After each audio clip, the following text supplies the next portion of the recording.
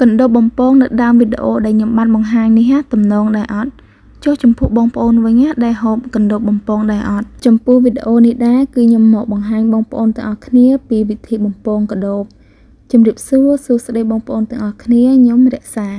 ជាដំបូងនឹងគឺយើងចាប់ផ្ដើមដាក់ប្រេងស្តេចឲ្យក្តៅសិននៅពេលដែលប្រេងក្តៅហើយគឺយើងដាក់ខ្ទឹមដែលហាន់ជាចំណិតតូចៗនឹងចូលដាក់ម្ទេសដាក់ស្លឹកម្រះព្រៅឬក៏ស្លឹកក្រូចសើចអញ្ចឹងទៅឬក៏បងប្អូនយកស្លឹកតើយហាន់ជាចំណិតតូចៗនឹងដាក់បំពងជាមួយគ្នាក៏បានដែរឬក៏បងប្អូនចង់បន្ថែមជាមួយនឹងគល់ស្លឹកគ្រៃទៀតក៏បានដែរចំពោះគ្រឿងដែលយើងបានបំពងហើយនេះគឺយើងអាចទុកវាមួយឡែកសិនទៅងាកមកបំពងកដោបវិញម្ដងចំពោះការបំពងកដោបនេះដែរគឺត្រូវការប្រេងស្តេចនឹងរាងក្តៅខ្លាំងដែរបន្ទាប់ពីយើងដាក់កដោបចូលមកស្ទុះហ្នឹងគឺកដោបចាប់ផ្ដើមប្រែពណ៌រាងក្រហមហើយកាលពីមុនគឺខ្ញុំអត់ចេះហូបកដោបបំពងទេ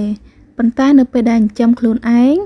ហើយកដោបវាចាប់ផ្ដើមប្រមូលផលបានណាយកវាមកបំពងក្លុកគ្រឿងទៅសាក់ភ្លក់ទៅគឺវាមានរសជាតិឆ្ងាញ់មែនតើអញ្ចឹងទៅគឺខ្ញុំចាប់ផ្ដើមចេះហូបកដោបតាំងពីពេលហ្នឹងមករហូតដោយបងប្អូនបានឃើញអញ្ចឹងកដោបនៅពេលដែលបំពងវាឆ្អិនគឺពណ៌ឡើងក្រហមត្នោមមែនតើកដោបបើសិនជាយើងអត់បេះស្លាបវាចេញទេគឺវាជុកខ្លាំងមែនតើមុននឹងយកមកបំពងហ្នឹងចំណាយពេលអង្គុយបេះស្លាបវាមកស្ទុះដែរហ្នឹងណាឥឡូវចូលមកដល់វគ្គក្លុកគ្រឿងវិញម្ដងចំពោះការលាយគ្រឿងនេះដែរគឺអត់មានអីពិបាកទេគ្រាន់តែដាក់ម្សៅរ៉ូឌីទៅតាមចំណង់ចំណូលចិត្តទៅបើសិនជាបងប្អូនចូលចិត្តប្រៃអាចបន្ថែម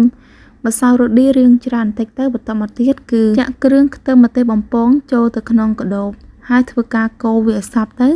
បងប្អូនអាចបន្ថែមជាមួយនឹងស្ករសបានបើសិនជាបងប្អូនចូលចិត្តផ្អែមណាប៉ុន្តែកដោបបំពងដែលខ្ញុំបានបង្ហាញបងប្អូននេះដែរគឺខ្ញុំបានដាក់ជាមួយនឹងស្ករសទេដោយសារតែដាក់តែរ៉ូឌីប៉ុណ្ណឹងគឺរសជាតិវាល្មមឆ្ងាញ់អាចទទួលយកបានហើយបើសិនជាដាក់ខ្ទឹមបំពងជាមួយនឹងស្លឹកក្រូចសើចអីកាន់តែច្រើនណាក៏វាឈ្ងុយឆ្ងាញ់ទៅតាមនឹងដែរនៅពេលដែលបំពងវាឆ្អិនហ្នឹងធ្វើការរោយស្លឹកខ្ទឹមបន្តិចទៅដើម្បីឲ្យវាឈ្ងុយហើយណាមួយពេលដែលយើងបន្ថែមជាមួយនឹងស្លឹកខ្ទឹមច្រើនក៏វាឆ្ងាញ់ដែរបើសិនជាបងប្អូនចូលចិត្តហឹរបងប្អូនអាចបន្ថែមជាមួយនឹងម្ទេសស្រស់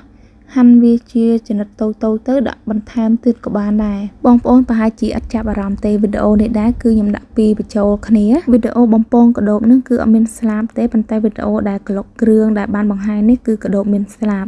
ដោយសារតែពីរវីដេអូនេះគឺខ្ញុំដាក់បញ្ចូលគ្នាចំពោះវីដេអូរបស់ខ្ញុំនៅថ្ងៃនេះដែរគឺមានតែប៉ុណ្្នឹងទេអរគុណបងប្អូនទាំងអស់គ្នាចំពោះការទស្សនា